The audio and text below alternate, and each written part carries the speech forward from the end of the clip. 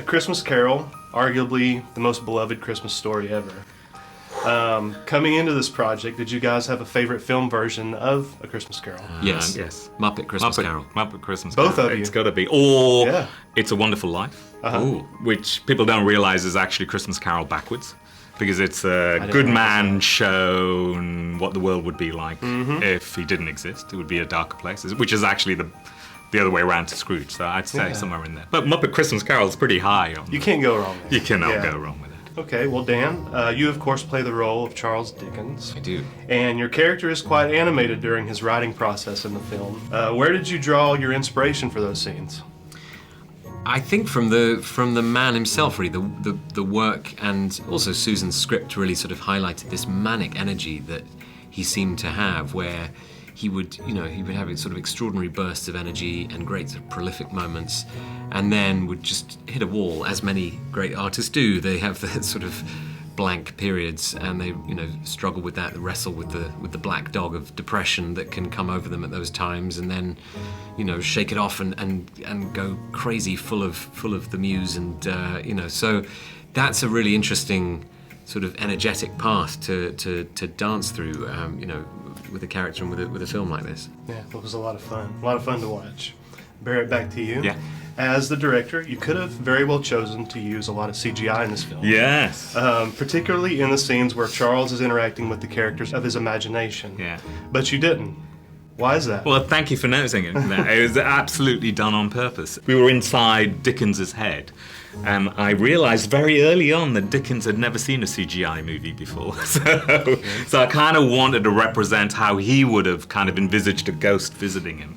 And so we went back to how they would have done it in stage plays, how he would have imagined it himself. So it was a joy, actually, to go back to old filmmakery skills. We did it all in camera, and you as you've spotted, it's like the camera moves one way, and like the set moves the other way, and I think it's given it a really nice it feels really fresh, doesn't it? It was very refreshing. It's like you haven't. It's not like the city explodes or the ghosts flying through the window.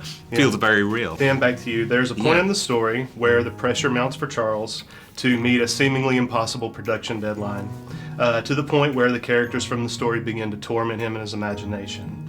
And we soon discover that Scrooge is actually, as his wife puts it, quote, Dickens's secret self who no one is allowed to question.